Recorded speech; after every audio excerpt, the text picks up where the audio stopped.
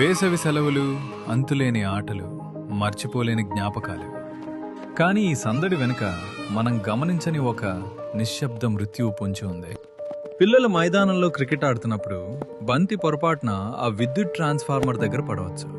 ఆ బంతిని తెచ్చే తొందరలో ఆ చిన్నారి చేతులు లైవ్ వైర్లను తాకవచ్చు. గుర్తుంచుకోండి, ఆ ఒక్క సెకను ఉత్సాహం జీవితాంతం తీరని వేదనగా మిగిలిపోవచ్చు. ఇక డాబాలపైన గాలిపటాలు ఎగిరేసేటప్పుడు దారం కరెంటు తీగలకు చిక్కుకోవచ్చు. ఆ గాలిపటాన్ని తీయడానికి పిల్లలు పొరపాటున ఇనుప చువ్వలను గాని తడి కర్రలను గాని వాడితే ఆ తీగల్లో ప్రవహించే వేల వోల్టుల విద్యుత్తు వారి ప్రాణాలను నిలువునా హరిస్తుంది. విద్యుత్తు ఎప్పుడు రెండో అవకాశం ఇవ్వదు. దాగుడు మూతలు ఆడుతూ పిల్లలు నిర్మానుష్యంగా ఉన్న బిల్డింగుల్లోకి వెళ్తుంటారు. అక్కడ నేల మీద తెగిపడిన కరెంటు వైర్లు ఉండొచ్చు.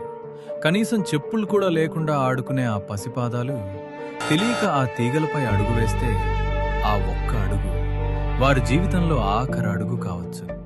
పిల్లలకు భయం తెలియదు, కానీ మనకు బాధ్యత తెలుసు.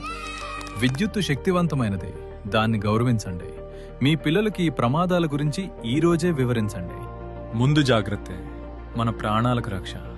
సురక్షితంగా ఉండండి, మీ కుటుంబాన్ని కాపాడుకోండి.